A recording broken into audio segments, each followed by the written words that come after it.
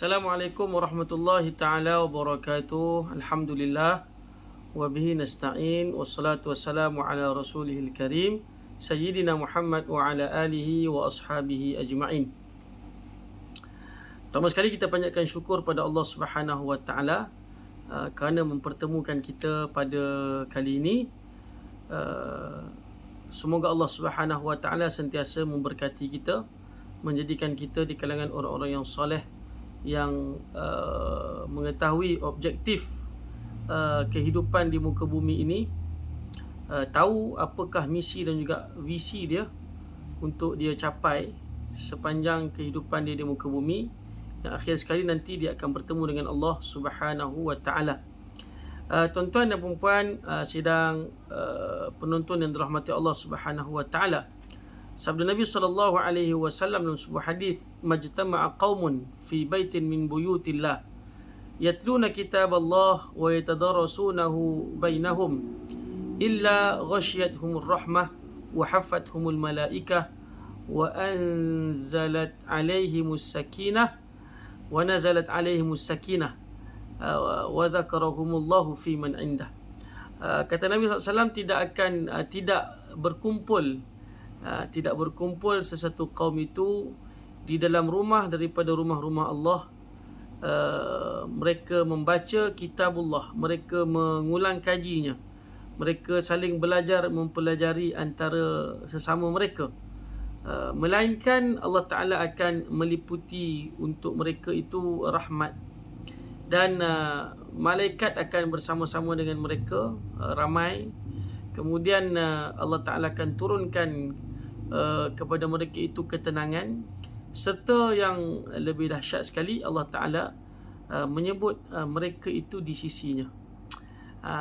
Walaupun kita tidak berada di dalam salah satu daripada rumah Allah Subhanahu wa Ta'ala, tapi kita berada dalam suasana ingin mengetahui isi kandungan ayat Al-Quran, maka kita juga moga-moga menjadi seperti orang-orang yang disebutkan oleh baginda Nabi sallallahu alaihi wasallam dalam hadis yang kita sebutkan tadi.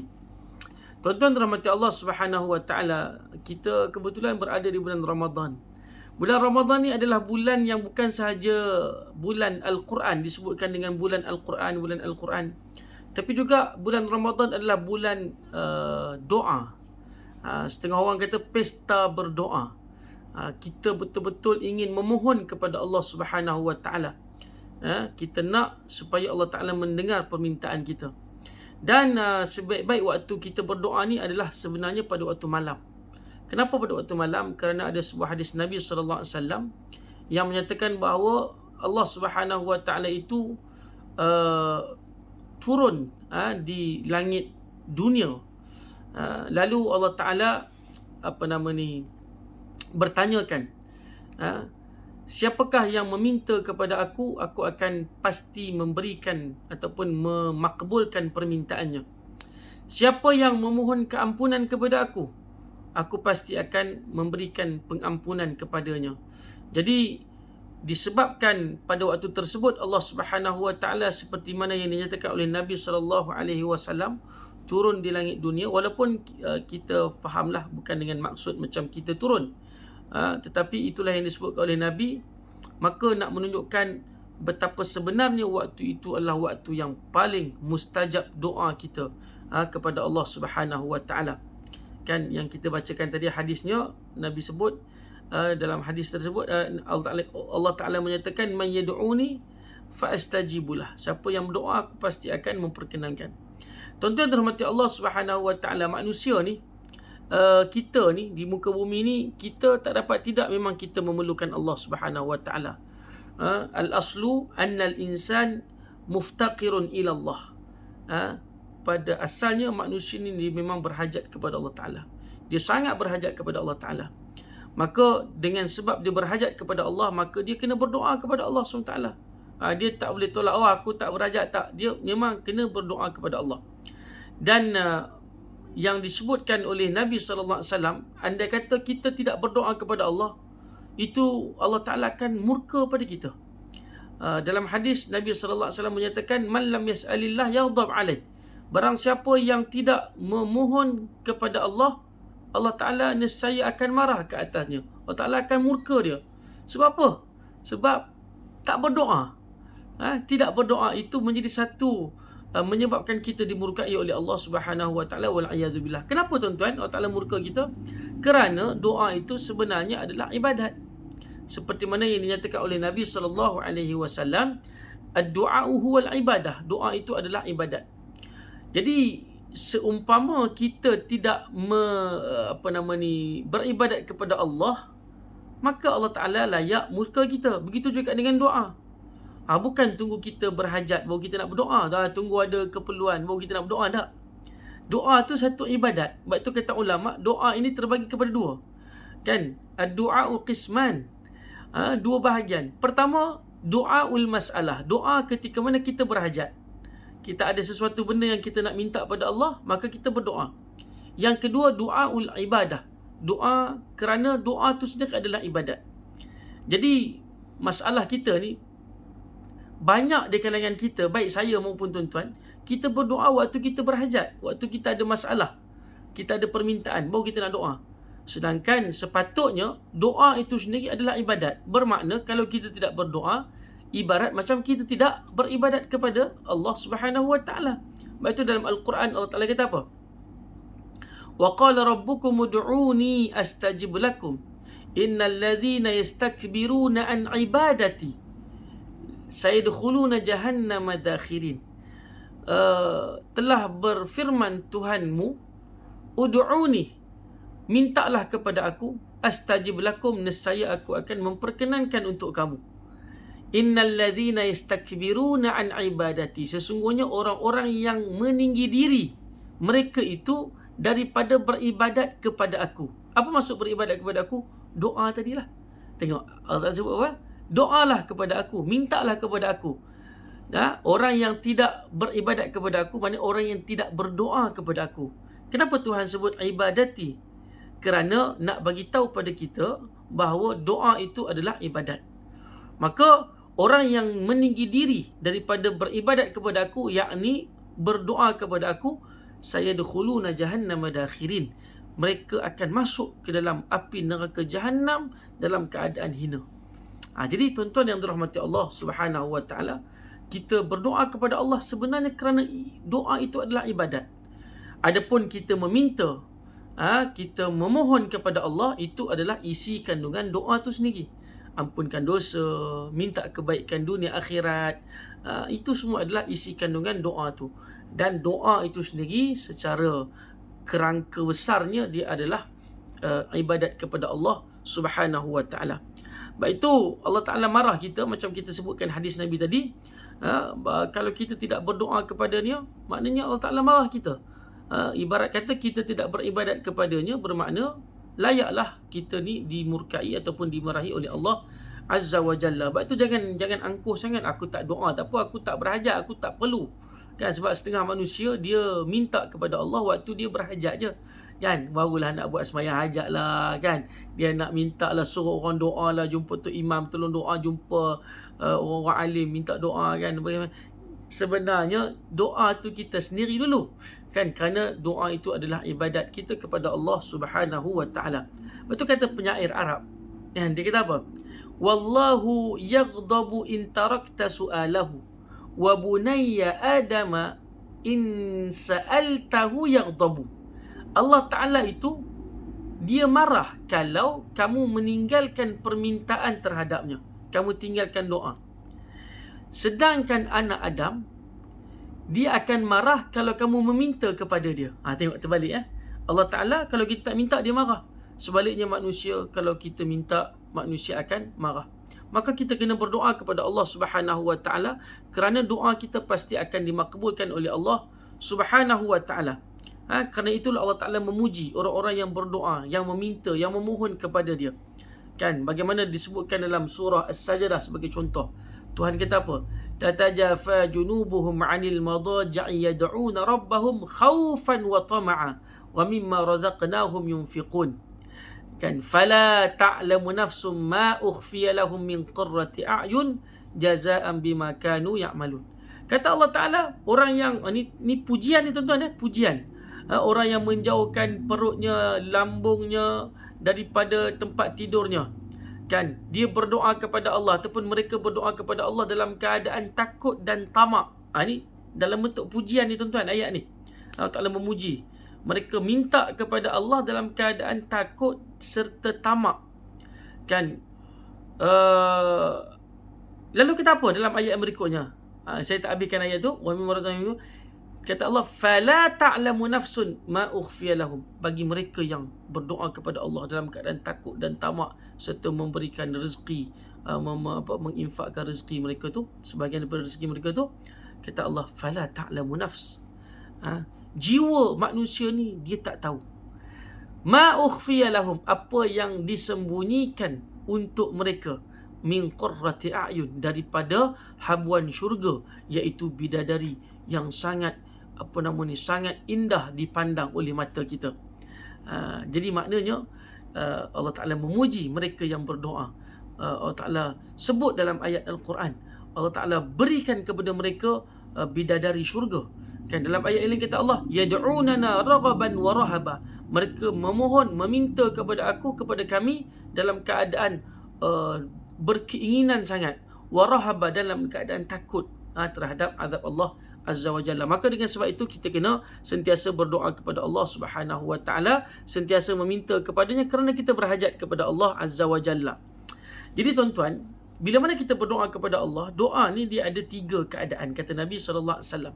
Pertama, doa itu Allah Ta'ala akan makbulkan kepada si peminta ataupun kepada hamba dia secara terus. Kita doa, terus dapat apa yang kita nak. Itu yang pertama.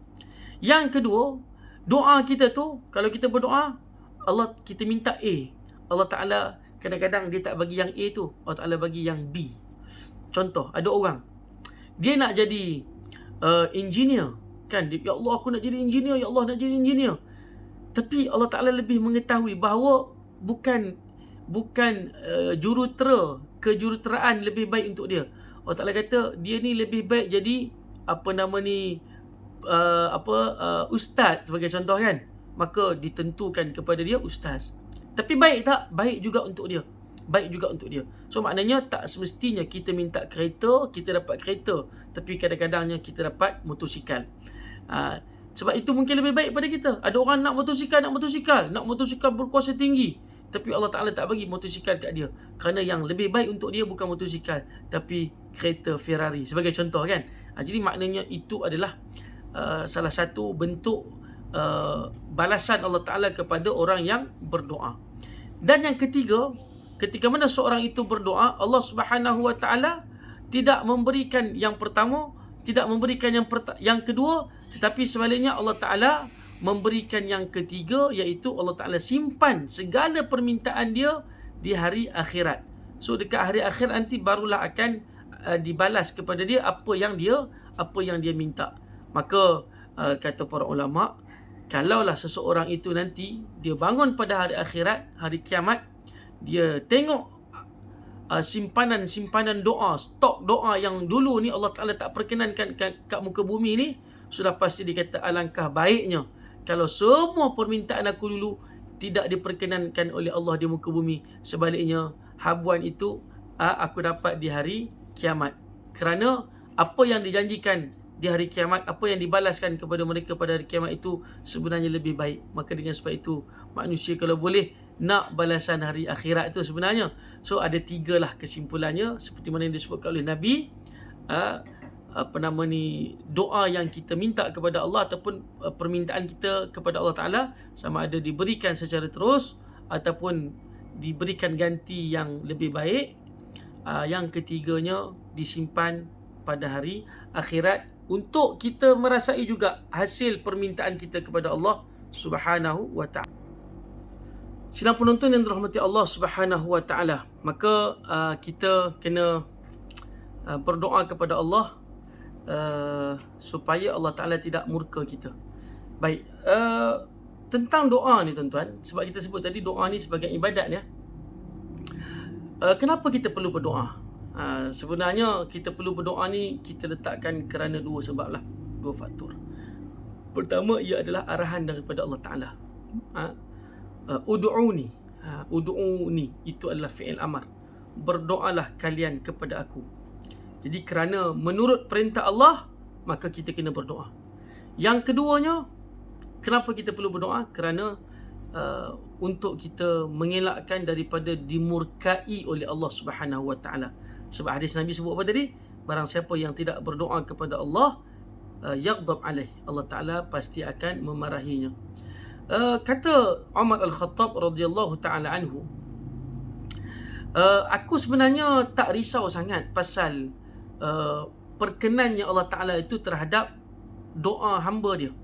Aku tak takut. Sebab apa? Memang janji Allah Taala akan perkenankan. Wa idza sa'alaka 'ibadi anni fa inni qarib ujibu da'watad da'i idza da'an. Bila mana hamba-Ku bertanyakan engkau tentang aku, bagi tahu kepada mereka bahawa aku ni dekat. Aku memperkenankan doa permintaan orang yang berdoa kepada aku. Itu kata Allah Taala. So kata Umar Al-Khattab, aku tak risau tentang perkenankan doa. Memang Allah Ta'ala akan perkenankan. Tapi berada pada 3 keadaan ni lah. Sama ada secara terus, ataupun digantikan dengan yang lebih baik, ataupun yang ketiganya dapat pada hari akhirat. Dari situ aku tak risau. Memang janji Allah Ta'ala akan perkenankan. Ud'uni astajib lakum. Doalah kepada aku pasti akan memperkenankan. Tapi yang aku risau ialah pada diri kita ni sebagai seorang hamba, sebagai pendoa ni. Adakah kita nak berdoa kepada Allah ataupun tidak? Adakah kita rajin nak berdoa ataupun tidak? Adakah kita rasa meninggi diri untuk tidak berdoa ataupun kita merendahkan diri kita untuk terus berdoa? Adakah kita nak beribadat dengan cara berdoa ataupun dengan kita tidak beribadat dengan cara kita meninggalkan doa? Itu yang kata Umar Al-Khattab, itu yang aku risau. Jadi apabila kita nak berdoa kepada Allah Subhanahu Wa Taala, kita kena tengok aku ni rajin ke tidak. Sepatutnya kita kena rajin lah. Bila kita rajin, barulah kita ingin berdoa kepada Allah. Adapun dari sudut menerima permintaan, pasti itu adalah janji Allah. Allah Ta'ala akan menerima segala permintaan kita. Jadi ketika mana kita nak berdoa, tuan-tuan yang dirahmati Allah Subhanahu Wa Taala, kita kena pastikan doa kita itu dimakbulkan oleh Allah. Sebagai pendoa, yang dirisaukan oleh Umar Al-Khattab ialah kita ni, waktu kita nak doa ni, nak memastikan doa kita itu betul-betul dimakbulkan oleh Allah. Sebab memang janji Allah untuk memakbulkan. Tapi kalau kita tak cukup syarat, ciri-ciri untuk menjadikan doa kita itu dimakbulkan oleh Allah, kena reject juga, tuan-tuan. Kena reject juga. Apakah syarat dia, ciri-ciri untuk menjadikan doa kita itu dimakbulkan oleh Allah Subhanahu Wa Taala? Maka kita simpulkan daripada apa yang telah disebutkan oleh Nabi sallallahu alaihi wasallam dan juga para ulama, mereka menyimpulkan bahawa pertama sekali untuk memastikan doa kita itu dimakbulkan oleh Allah, kita mesti mendapatkan setiap apa yang ada pada kita ni halal. Yang ada pada kita ni mesti halal. Nabi sallallahu alaihi wasallam menyatakan, innallaha tayyibun la yaqbalu illa tayyiba. Sesungguhnya Allah Taala itu tayyib, baik, bagus, kan? Dia tidak akan menerima kecuali yang bagus-bagus sahaja, kecuali yang baik-baik sahaja. Maka dengan sebab itu, kita kena pastikan keadaan kita ni, makanan kita halal, minuman kita halal, apa juga yang kita miliki itu halal, kan? Barulah Allah Ta'ala akan perkenankan. Sebaliknya, kalau tidak, maknanya haram belaka, maka sudah pasti doa kita tetap akan ditolak oleh Allah kerana tidak cukup syarat. Seperti mana yang dinyatakan dalam hadis Nabi sallallahu alaihi wasallam tentang seorang yang dia dalam perjalanan yang panjang, permusafiran. Nabi bagikan perumpamaan, kan? Perjalanan yang panjang, rambut dia pun jadi kusuk masai, muka dia pun habis berdebu, badan dia pun nampak kotor sebagainya, kan? Aghbara, kan? Berdebu habis, kan? Dia berdoa kepada Allah Subhanahu Wa Taala. Waktu dia berdoa tu apa dia? Kata Nabi, mat'amuhu haram wa mashrabuhu haram wa ghudhiya bil haram fa anna wa malbasuhu haram fa anna yustajabu lidzalik. Kan? Kata Nabi SAW, makanannya haram, minumannya haram, pakaiannya pun haram, dan dia pun dapat hasil daripada hasil yang haram. Maknanya pendapatan dia pun haram. Bagaimana Allah Ta'ala nak memperkenankan doa dia? Jadi nak memastikan doa kita itu diperkenankan oleh Allah Subhanahu Wa Taala, maka kita kena gunakan apa yang kita ada ini adalah daripada perkara-perkara yang halal belaka. Tak boleh kita ambil daripada sumber yang haram lalu kita berdoa kepada Allah, sudah pasti akan ditolak oleh Allah SWT. Kerana untuk menjadikan doa kita itu diperkenankan oleh Allah, kita kena cukup syarat. Jadi manusia ni tuan-tuan, dia ada kemampuan untuk berdoa. Semua kita ni ada kemampuan untuk berdoa, tinggal lagi nak doa ke tidak aja. Kita ni ada senjata kita, kan kita. Sebab doa tu dalam hadis setengah riwayat menyatakan bahawa ad-du'a silahul mu'min. Doa itu adalah senjata orang yang beriman. Tapi kalau dia tak pandai guna senjata tu, maka tak jadi juga. Kan? Dia tak gunakan senjata, tak pandai menggunakan senjata, maka tak jadi juga senjata tu. Tak ada manfaat juga. Lepas tu kata syair, inna silaha kullun nasi yahmiluhu. Sesungguhnya senjata itu semua manusia ada. Kan? Setiap kita ni ada senjata kita. Kan, semua ada senjata. Walaysa kullu dhawatil mikhlabis sab'u. Kata syair tu, dan tidaklah semua orang yang memiliki, tidaklah semua binatang yang memiliki taring, memiliki kuku yang tajam, dia mampu untuk mendapatkan mangsanya. Jadi tak semua juga manusia ada senjata tapi dia pandai gunakan senjata. Kadang-kadang dia takut, tak guna juga senjata, sampai depan musuh cabut dari awal. Tak jadi juga tuan-tuan. Jadi maknanya kita kena pastikan bahawa bila mana Tuhan bagi pada kita ini satu senjata, iaitu doa, kita kena pastikan kita gunakan dia dengan sebaik mungkin. Dan untuk menjadikan senjata itu digunakan dengan sebaik mungkin, pastikan apa yang kita miliki itu semuanya tayyib belaka. Innallaha tayyibun la yaqbalu illa tayyibah. Yang keduanya, untuk menjadikan doa kita itu dimakbulkan oleh Allah Subhanahu Wa Taala, menjadikan senjata kita senjata yang bermanfaat, doa kita itu doa yang diterima oleh Allah, pastikan doa kita kena ikhlas. Ikhlas kerana Allah Subhanahu Wa Taala, bukan kerana manusia. Ada orang dia tidak mahu berdoa kecuali kalau dia dibayar. Kan? Ustaz, tolong Ustaz, doakan saya. Lepas tu kita pun dah hang pun tak ulang kat aku kan. Dah tak bagi aku banyak pi lah. Aku RM5 ke RM10 kan. Abang buat doa selamat kat hang. Jadi doa tu tak ikhlas. Dia datang selepas dibayar. Lainlah kalau dia doa lepas tu orang tu bayar, tak apalah. Kan, dia kadang-kadang orang datang jumpa Ustaz tolong baca doa selamat sikit. Kan. Lepas tu dia pergi baca lah. Dia pergi baca lah doa selamat ke apa semua kan. Lepas tu habis majlis, orang tuan rumah tu bagi Ustaz, nak ambil sikit lah hadiah untuk Ustaz sebab sanggup luangkan masa datang rumah saya ni kan. Jadi itu tak apa. Tapi malangnya kalau awal-awal lagi dah letakkan harga kan, nak suruh aku doa kan. Dia tak sebutlah nak suruh aku doa itu, tapi dalam hati dia tu dia dah letakkan, dah mengharapkan bahawa ada imbalan dia, ada balasan dia daripada apa yang dia bacakan dalam doa dia.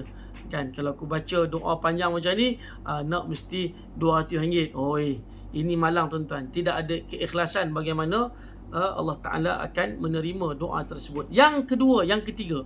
Tadi yang pertama ikhlas. Sebab dalam doa ni, dalam ibadat memang kena ikhlas lah. Mukhlisina lahuddin, kata Allah Subhanahu Wa Ta'ala. Yang keduanya, kita jangan takalluf, jangan membebankan diri kita dengan ayat-ayat yang indah dalam doa. Maksud ayat yang indah ni maknanya contoh mesti hujung dia rima mesti sama. Kan setengah doa tu, contoh macam doa ni kita bulan Ramadan ni kan.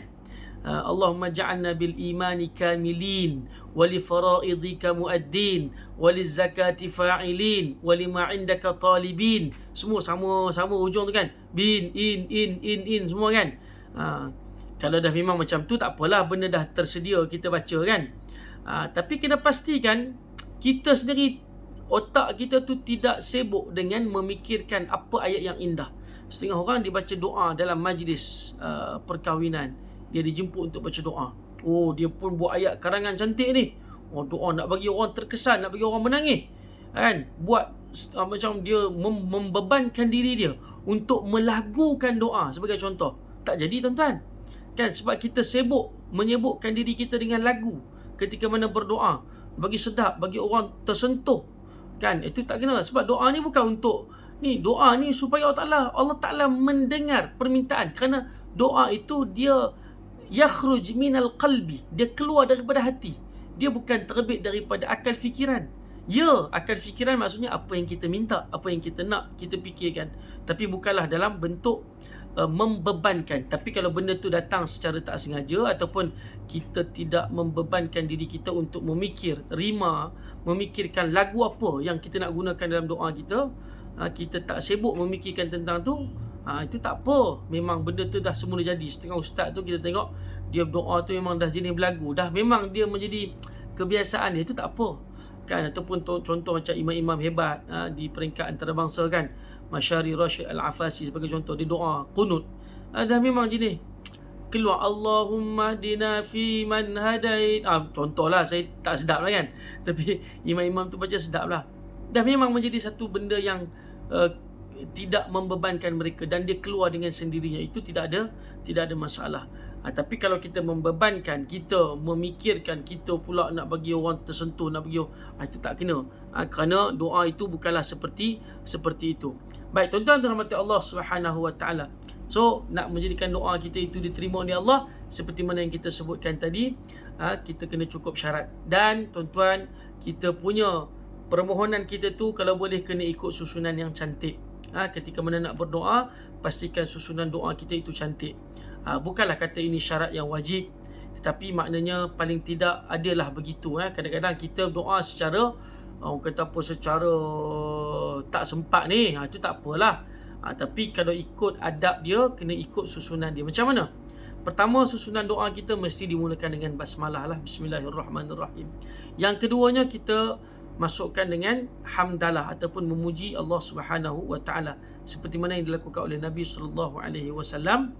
Kata Nabi, ketika Nabi berdoa, Nabi akan sebut ya hayyu ya qayyum bi rahmatika astaghith fa aghithni, ataupun bi rahmatika nastaghith fa aghithna. Ya Allah, ini pujian, itu pujian. Contoh juga kita memuji Allah dalam doa kita, macam contoh sayyidul istighfar kan, Allahumma anta rabbi la ilaha illa anta khalaqtani wa ana 'abduka wa ana 'ala 'ahdika wa wa'dika mastata'tu a'udzu bika min syarri ma sana'tu abu'u laka bi ni'matika 'alayya wa abu'u bi dhanbi faghfirli. Tengok, hanya itu je perkataan permohonan kita, ampunilah aku. Yang awal-awal tadi hak panjang-panjang tu apa dia? Hak panjang-panjang tu pujian terhadap Allah Ta'ala. Kita memuji Allah, kita mengiktiraf dosa kita, kita mengiktiraf nikmat Allah Ta'ala kurniakan kepada kita. Yang kita minta apa dia? Faghfirli, ampunkan aku ya Allah.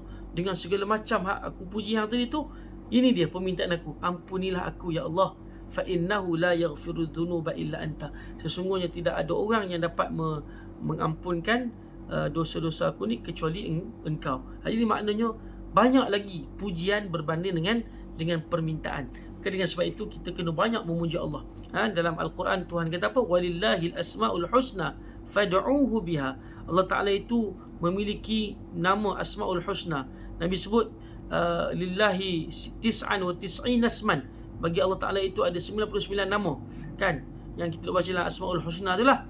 Kita sebut semua nama Allah Ta'ala kalau nak mampu sebutlah. Kalau tidak, kita relatekan panggilan kita, seruan kita terhadap nama-nama Allah itu berdasarkan apa yang kita nak. Contoh, kita nakkan keampunan, so kita panggil Ya Rahim, Ya Ghafur kan, Ya Rahman. Tapi kalau kita nak, contohnya Allah Ta'ala memusnahkan pihak musuh, contoh yang berlaku di Palestin hari ini kan, umat Islam ditindas, kita nak Allah Ta'ala musnahkan Zionis kan, kita doa Ya Jabbar, Ya Muntaqim kan, Ya Qahar, Ya Aziz, Ya Qawi. Kita sebut nama-nama Allah yang sesuai dengan permintaan kita. Kalau kita nak dikurniakan anak ke, contohnya dikurniakan rezeki, Ya Wahhab, Ya Razzaq, kita sebutlah nama Allah. Sebab nama Allah Ta'ala ni 99, kita sebut mengikut apa yang kita minta, apa permohonan kita, dan itu tanda pujian kita kepada Allah Subhanahu wa Ta'ala. Baik tuan-tuan, tadi apa dia? Mulakan dengan basmalah, kemudian memuji Allah Ta'ala, kemudian yang ketiganya selawat atas Nabi. Alhamdulillah wassalatu wassalam kan, itu selawat atas Nabi sallallahu alaihi wasallam. Kemudian yang keempat, barulah kita masuk pada permintaan yang pertama, iaitu minta keampunan untuk diri kita dan juga kaum muslimin. Kemudian yang kelima, barulah kita minta hajat kita kepada Allah Ta'ala. So hajat kita ni kepada Allah Ta'ala kalau boleh kita minta secara umum lah tuan-tuan ya. Walaupun boleh, bukan tak boleh, kita mungkin buat karangan lah. Satu, aku nak minta apa, dua nak minta apa, tiga nak minta apa, empat nak minta apa, boleh kan. Tapi yang terbaiknya kita, orang kata apa, berdoa secara umum, permintaan kita secara umum. Kalau kita terlalu detail, kita seolah-olah macam kita anggap Tuhan tak tahu isi hati kita.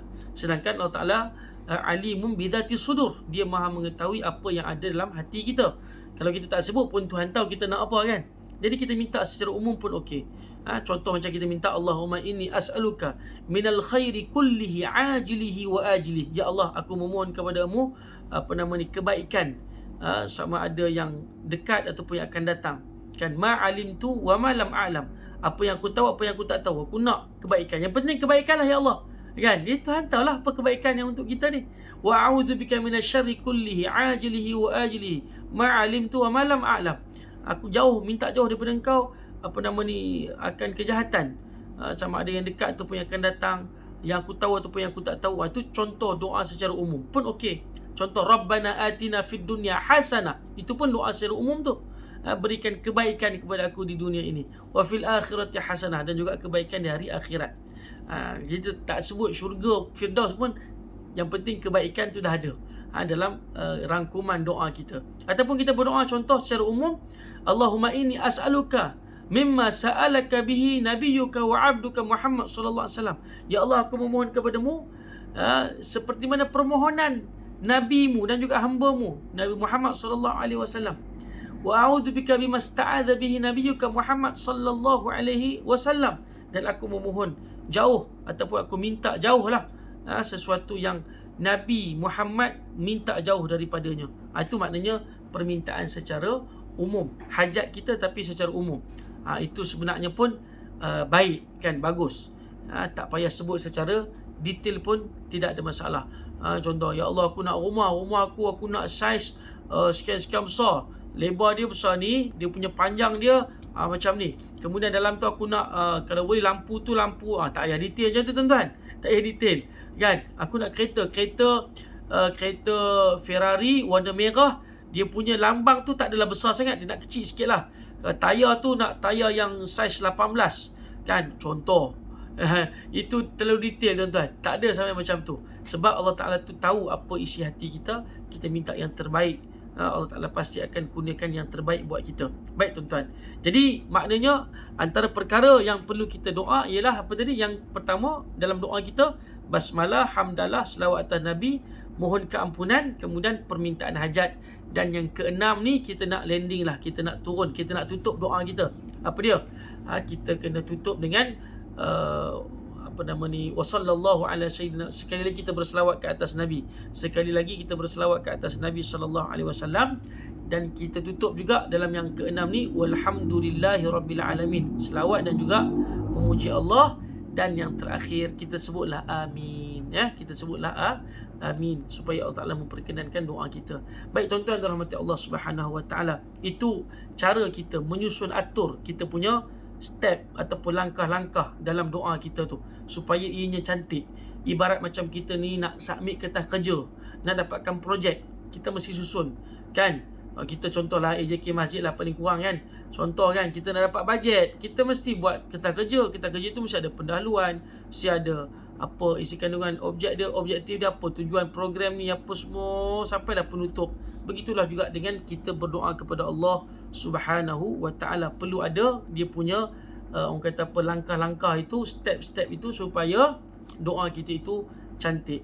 Tak dinafikan ada perkara-perkara sunat lain yang digalakkan untuk kita buat ketika mana kita berdoa agar ianya dimakbulkan oleh Allah Subhanahu wa Ta'ala, iaitu antaranya menghadap kiblat.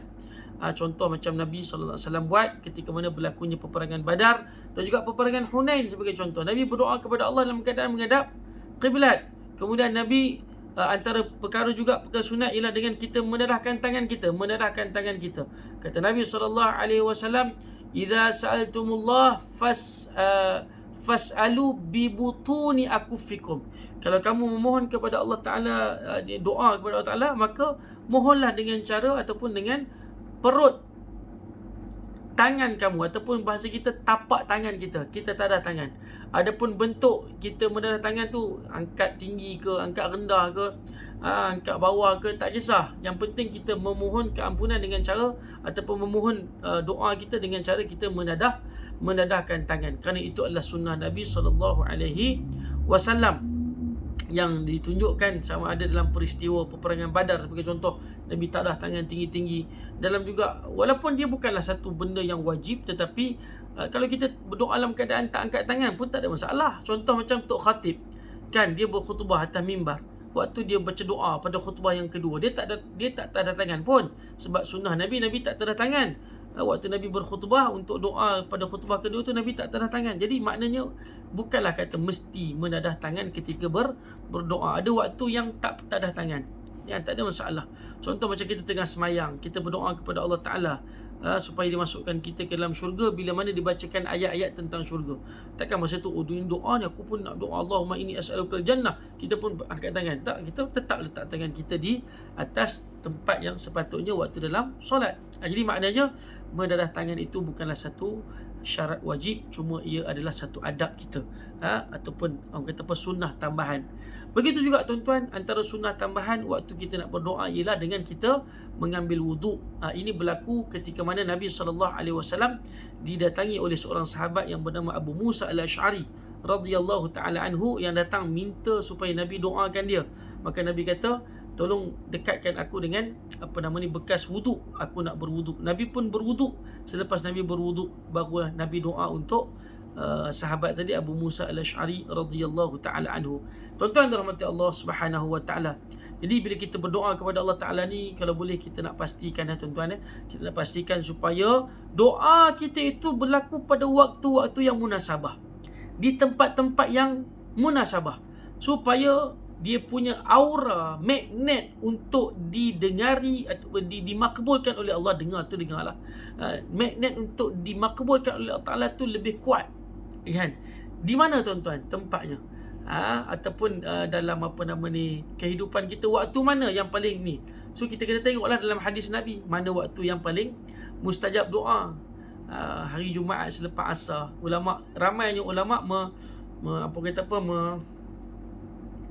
mentarjahkan, memenangkan pandangan bahawa doa selepas solat asar pada hari Jumaat itu adalah waktu yang dimakbulkan oleh Allah. Doa di tempat yang sesuai, yang dimakbulkan oleh, contohnya di padang Arafah, pada waktu yang disebutkan oleh Nabi SAW selepas tergelincirnya matahari dan juga sehingga tenggelamnya matahari. Itu doa yang dimakbulkan oleh Allah Subhanahu wa ta'ala. Waktu kemuncak hari Jumaat dibahaskan oleh kebanyakan ulama. Ada yang kata kemuncak hari Jumaat tu kata selepas asar tadi, ataupun ada yang kata waktu Tok Khatib berada di atas mimbar antara duduk dua khutbah tu. Ala kulli hal, tak apalah, itu pandangan yang pelbagai. Waktu hujan turun, itu waktu yang dimakbulkan oleh Allah Subhanahu wa ta'ala. Jadi maknanya waktu nak buka puasa, itu doa yang dimakbulkan oleh Allah. Di pertengahan malam, masa mukadimah kita tadi kita sebut, di pertengahan malam, doa yang dimakbulkan oleh Allah Subhanahu wa ta'ala. Maka maknanya kita nak, kalau boleh, kita dapatkan waktu-waktu yang sesuai. Dan saya nak kongsikan dengan tuan-tuan bagaimana sebenarnya waktu solat kita itu adalah waktu kita berdoa kepada Allah Subhanahu wa ta'ala. Dalam solat kita ni, sebenarnya doa dalam solat itu lebih banyak dicontohkan oleh Nabi SAW kepada kita, dan kita ambillah contoh tersebut. Yang pertama kat mana? Dalam solat kita tu. Sebab solat tu sendiri, kalau kita tengok dari sudut makna dia, as-salah itu bermakna ad-du'a. Solat tu sendiri maknanya doa. So dalam solat itu mengandungi waktu-waktu ataupun tempat-tempat yang Nabi contohkan kepada kita. Itulah waktu berdoa. Pertama, waktu selepas takbiratul ihram. Kalau kita takbiratul ihram, kita baca doa iftitah, kan? Allahu akbar kabira walhamdulillah katsira. Ada riwayat yang lain menyatakan bahawa Nabi SAW berdoa dalam bacaan doa iftitah Nabi, iaitu Allahumma ba'id baini wa baina khataya kama ba'adta bainal masyriqi wal maghrib. Ya Allah, jauhkan aku ataupun jauhkan antara aku dan juga antara dosaku seperti mana engkau jauhkan antara timur dan juga barat. Itu doa Nabi SAW pada waktu iftitah. Yang keduanya ketika membaca surah. Contoh macam suratul Fatihah. Suratul Fatihah malah ada doa kat situ, ihdinas siratal mustaqim, tunjukilah kami dengan jalan yang lurus. Dan Nabi pernah contohkan kepada kita ketika mana seorang sahabat yang menunaikan solat bersama dengan Nabi SAW, dan Nabi tunaikan solat dengan sangat panjang, solat sunat malam. Saya tak ingat nama sahabat tu, sama ada Anas bin Malik ataupun Mu'adz bin Jabal radhiyallahu taala anhu ataupun Hudzaifah bin Yaman. Antara tiga tu tuan-tuan, yang mana dia mengikuti Nabi daripada belakang solat sunat malam. Nabi baca panjang tuan-tuan. Diriwayatkan Nabi baca surah Al-Baqarah, kemudian surah Ali Imran, kemudian surah An-Nisa. Lebih kurang sekitar 5 juzuk setengah tuan-tuan Nabi baca. Jadi setiap kali kata sahabat tu Nabi melalui ataupun membaca membaca ayat-ayat berkenaan dengan syurga, Nabi akan berhenti seketika dan minta kepada Allah supaya dimasukkan ke dalam syurga. Kalau Nabi SAW menemui ayat ataupun membaca ayat yang berkenaan dengan neraka, Nabi akan berhenti seketika di situ dan Nabi minta dijauhkan daripada api neraka. Bermakna ketika membaca surah, ada waktu kita berdoa kepada Allah Subhanahu wa taala. Jadi walaupun di sana berlakulah khilaf sama adakah berlaku hanya waktu semayang sunat saja ke ataupun waktu semayang fardu. Imam Syafi'i kata doa yang dibaca waktu surah itu adalah ketika solat sunat pun boleh, solat fardu pun boleh, kecuali kalau imam lah. Kalau imam takkan nak berhenti banyak kali kan, dia baca lah terus kan, makmum lah. Kalau kita dengar kat belakang ni, kita dengar ayat tentang syurga, kita minta lah kepada Allah pelan-pelan, Allahumma adkhilnil jannah, Allahumma inni as'alukal jannah. Kalau ada ayat tentang neraka, Allahumma inni a'udzubika minan nar, sebagai contoh kan. Jadi maknanya kita baca doa itu pada tempat yang kedua. Yang ketiga, doa juga dibaca yang dicontohkan oleh Nabi SAW ketika rokok. Walaupun pada asal rokok itu adalah untuk kita mengagungkan Allah Subhanahu Wa Taala, tapi ada juga riwayat yang menyatakan Nabi menyebut Allahumma ghfirli dalam rokok dia. Tapi banyaknya Nabi memuji Allah lah ataupun mengagungkan Allah, sebab dalam hadis Nabi kata fa ammar rukuk fa'azimuhu. Adapun pada waktu rokok maka agungkanlah Allah Subhanahu wa taala. Subhana rabbiyal azim, subhana rabbiyal azim, bagi contoh kan.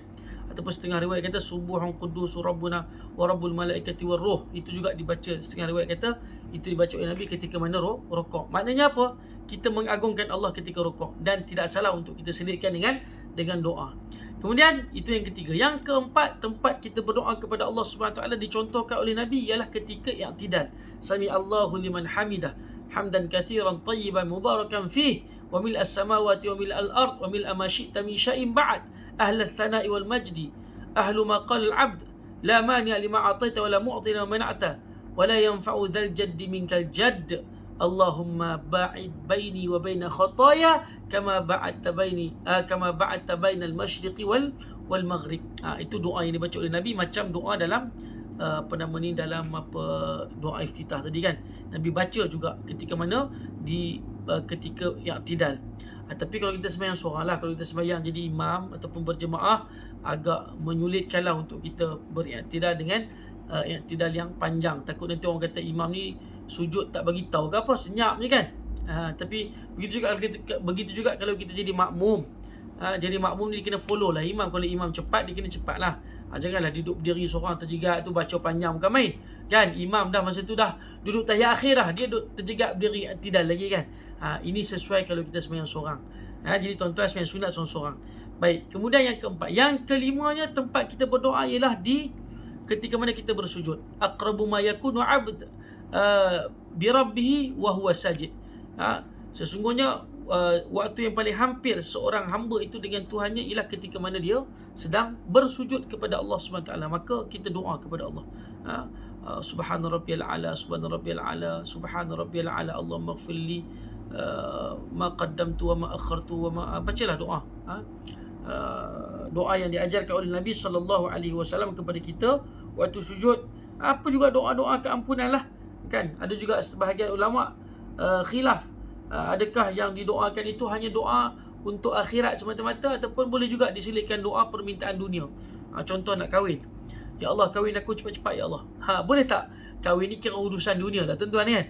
Urusan keinginan. Boleh tak kita doa nak kahwin waktu sujud? Sebab dia urusan dunia. Sebaik ulama kita boleh, tak ada masalah. Minta je tuan-tuan ya. Minta je kepada Allah Subhanahu taala. Kerana Allah Taala kata ud'uni astajib lakum secara umum. Maka kita doalah apa juga permintaan kita kepada Allah Subhanahu wa taala, pasti Allah Taala akan memperkenankan permintaan kita. Okey.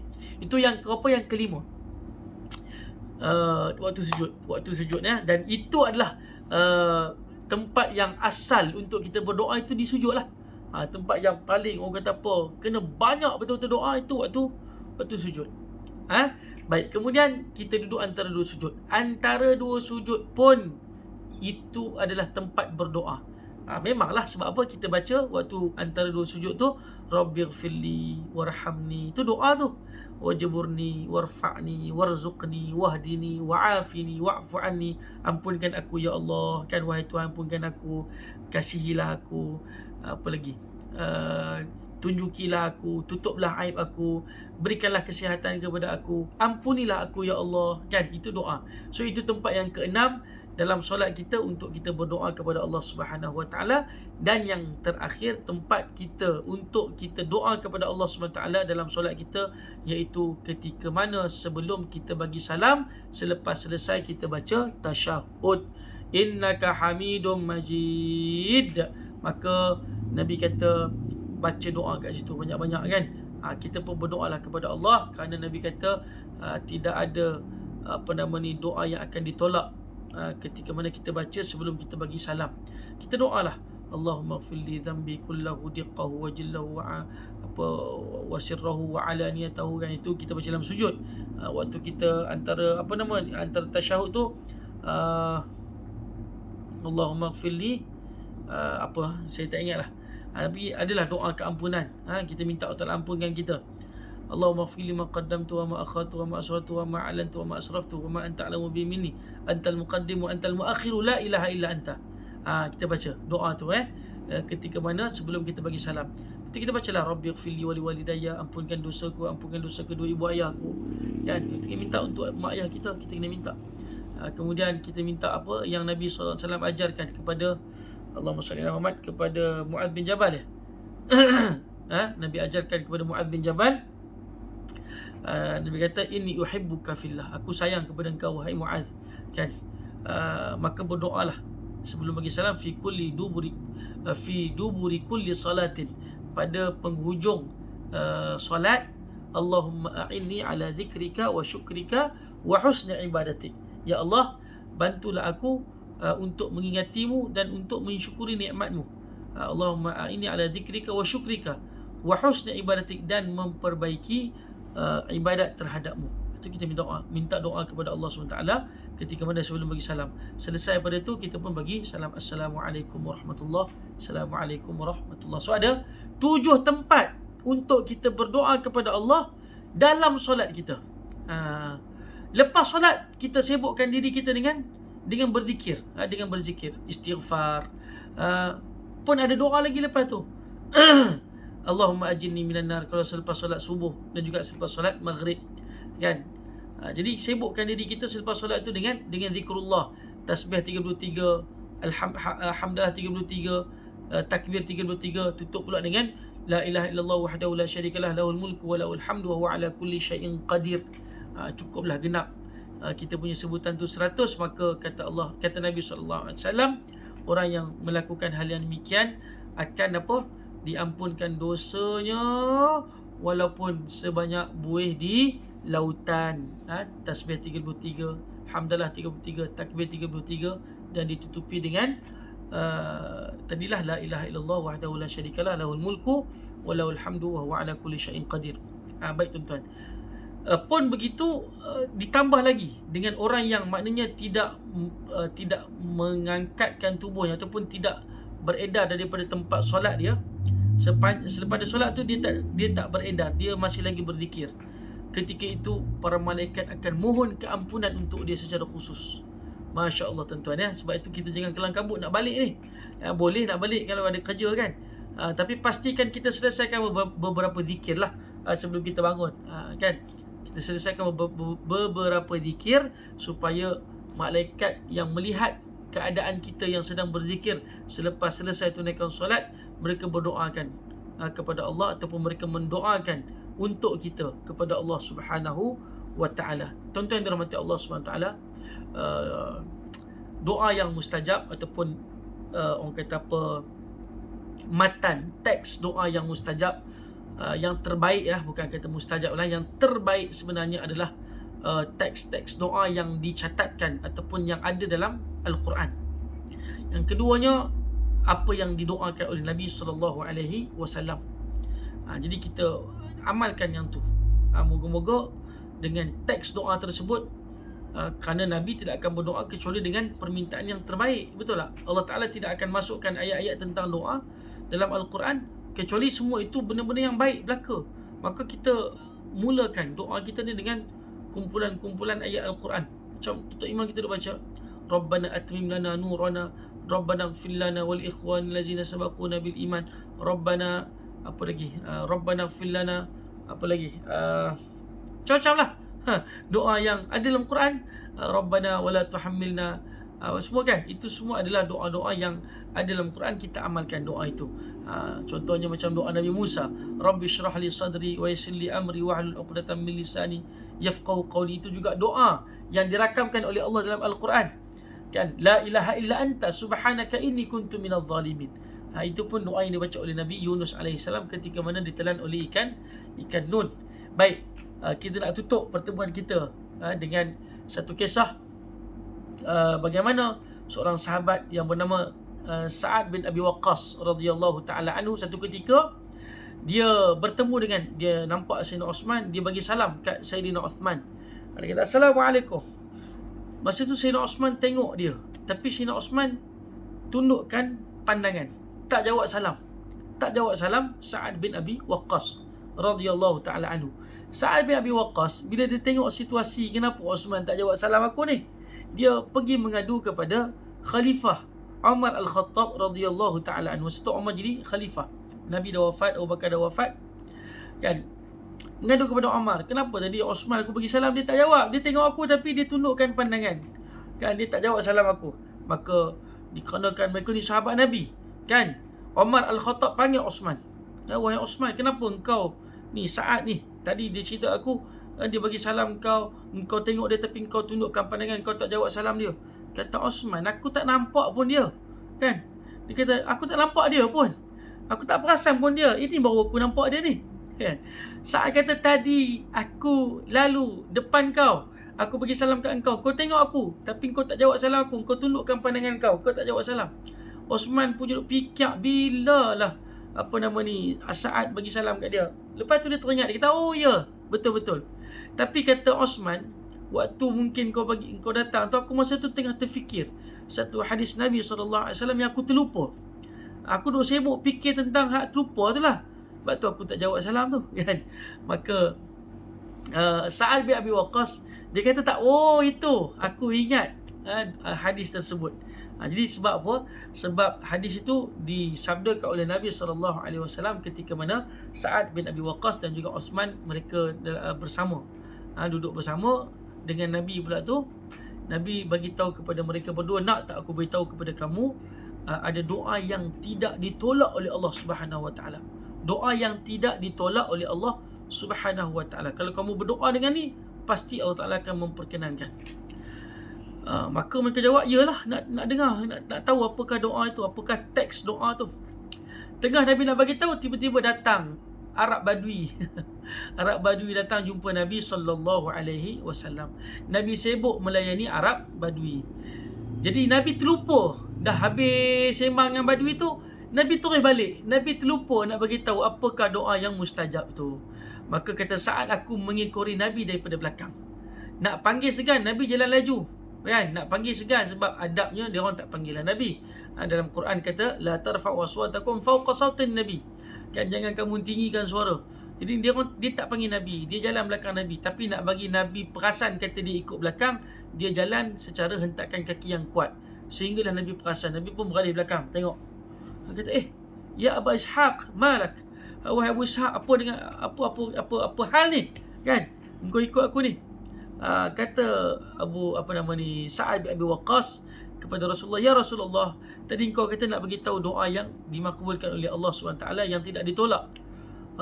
Maka Nabi kata, "Ya, sebab tadi Nabi sibuk dengan badui, Nabi terlupa nak bagi tahu."